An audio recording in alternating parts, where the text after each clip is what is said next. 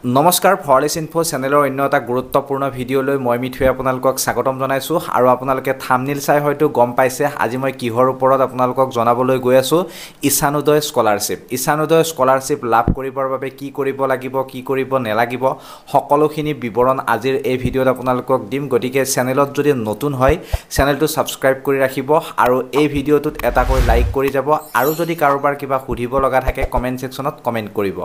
এতিয়া আমি আগবাঢ়িছোঁ অসম অৰুণাচল প্ৰদেশ মণিপুৰ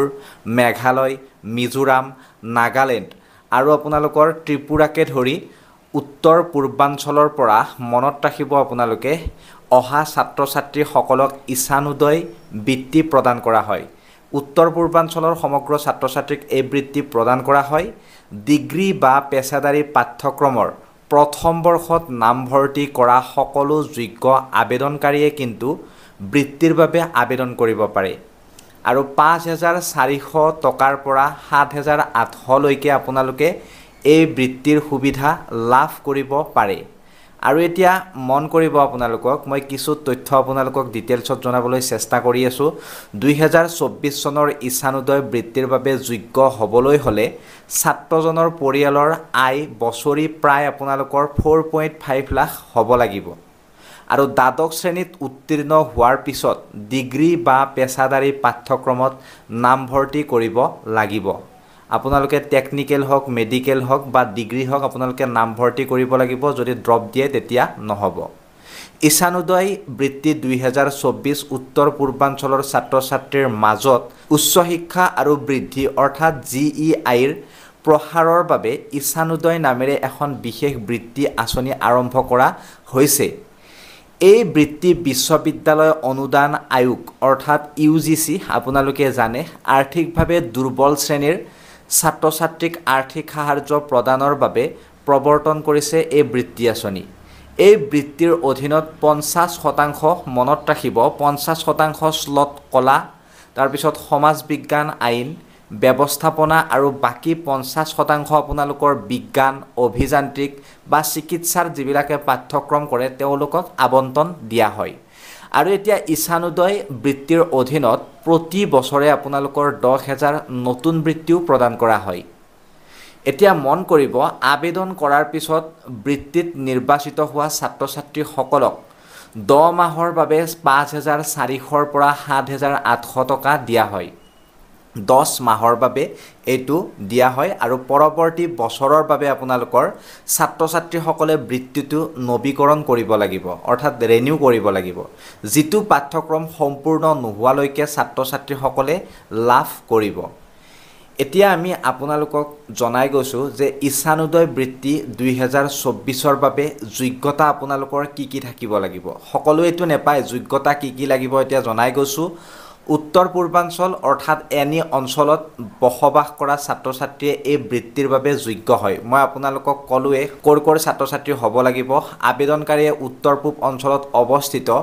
বিদ্যালয়ৰ পৰা দ্বাদশ শ্ৰেণী বা সমতুল্য পৰীক্ষাত উত্তীৰ্ণ হ'ব লাগিব তাৰ পিছত আবেদনকাৰীয়ে চিকিৎসা আৰু পেৰামেডিকেল পাঠ্যক্ৰমকে ধৰি যদি সাধাৰণ স্নাতক বা পেছাদাৰী পাঠ্যক্ৰমৰ প্ৰথম বৰ্ষত নামভৰ্তি নিশ্চিত কৰিব লাগিব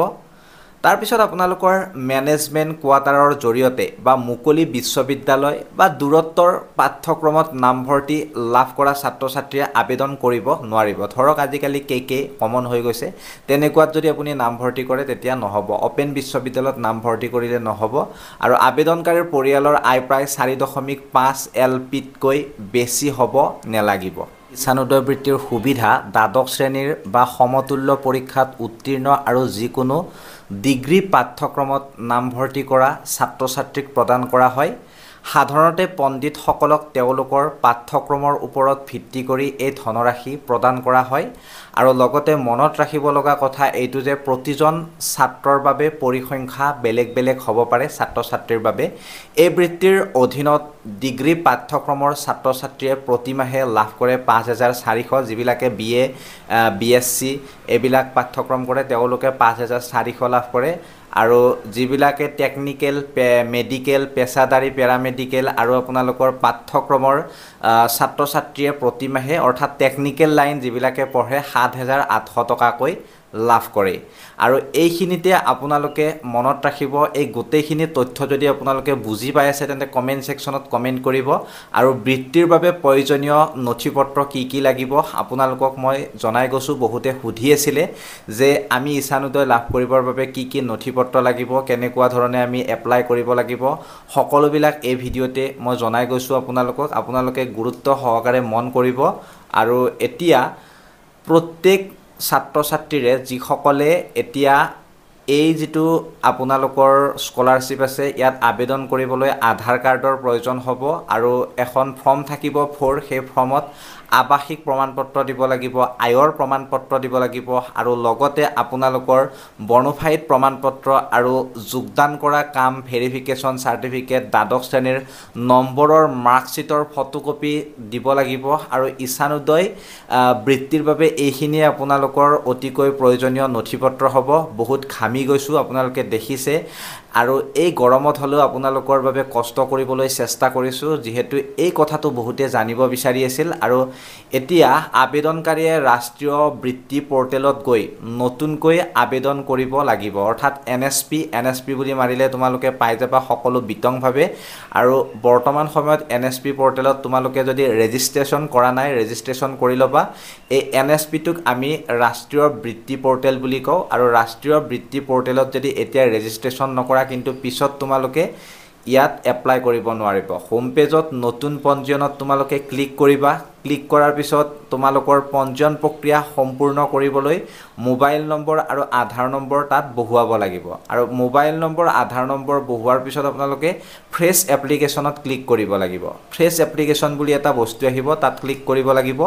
আৰু এপ্লিকেশন আইডি পাসওয়াৰ্ড আৰু ক্যাপচা কোড দিব লাগিব বনাব লাগিব আইডি পাসওয়াৰ্ড আৰু ড্যাশবোৰ্ডত প্ৰৱেশ কৰাৰ পিছত বাওফালৰ পৰা এপ্লিকেশন ফৰ্ম লিংকত ক্লিক কৰিব লাগিব যদি নিজে নোৱাৰে তেন্তে ওচৰৰ অনলাইন কৰা দোকানত বা সিএসসি সেন্টাৰত গৈ এই কামখিনি কৰি লব